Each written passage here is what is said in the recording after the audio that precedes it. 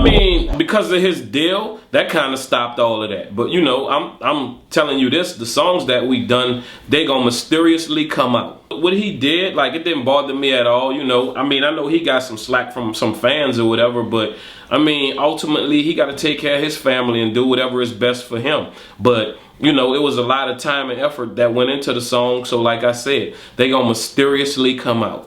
What you just said is so important, but it's so hard to get somebody to understand that. You know, it's like even this. I think Kanye West, great producer, all of that. But this is the one thing that Kanye West might not get about Mannie Fresh.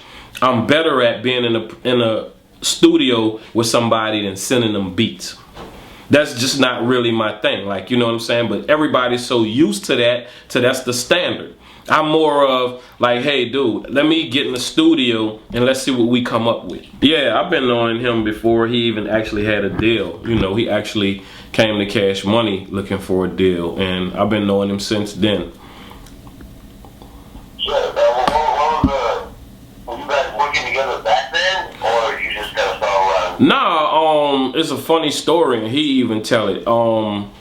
When he first came to Cash Money, it was this guy Mickey who Cash Money signed, but Kanye produced a lot of Mickey's songs. And when they first came as a group or whatever, you know, he didn't have no equipment or whatever, so I lent him my equipment. Not, you know, and this was my first introduction to him, and the only thing I could say is, you know, it was a blessing, you know, because he came back and looked back, you know, because, you know, without knowing him, I just felt like he was a good dude or whatever, you know, lent him some equipment or whatever to do what he had to do, and, you know, and he never forgot about it. He often tells his story, and, you know, we kind of stayed in touch ever, you know, since then.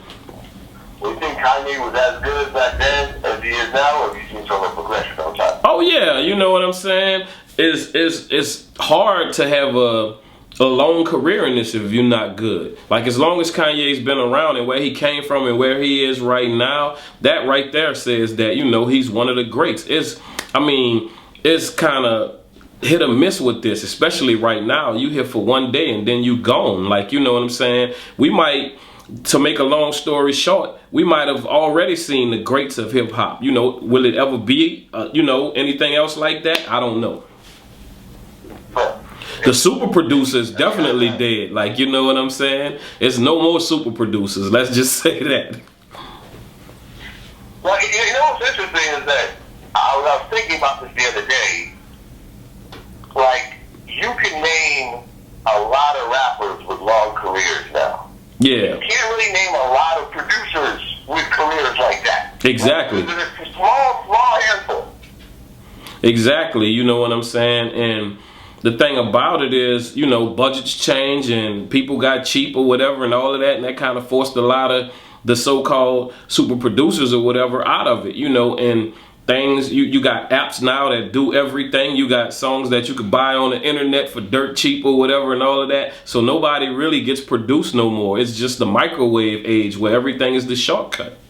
And Kanye is one of those dudes, you know, and I guess to get back to what you were saying, he's one of them dudes who still take the time to do it the old-fashioned way. What would be your advice for a producer to stick around for more than a couple of songs? Real talk. Most producers end up doing. Most producers, I think y'all should get to playing basketball, selling drugs, doing some other things. Like, real talk, we ain't got no room for y'all, dude. Nah, I'm just playing. It's really hard work. Like, you know, if you really gonna do this, it's hard work and dedication, you know, and no shortcuts. Don't sell yourself short, because this is the difference, real talk.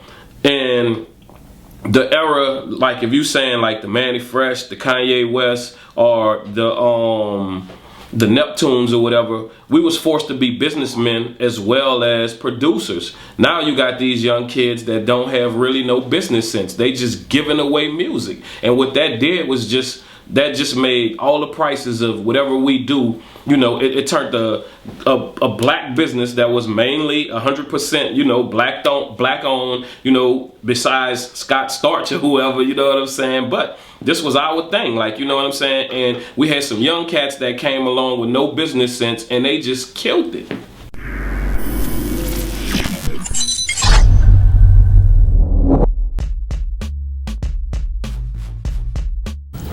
Molly, sorry, I swear she ratchet pussy. Like, she, I don't even understand that shit. Like, I need to figure out what drug she's on. Because I don't understand that shit at all. Me personally, I feel that Chief Keef made a mistake. I feel that Drake made a mistake. Because Drake was the first person that was getting extreme airplay with no record deal.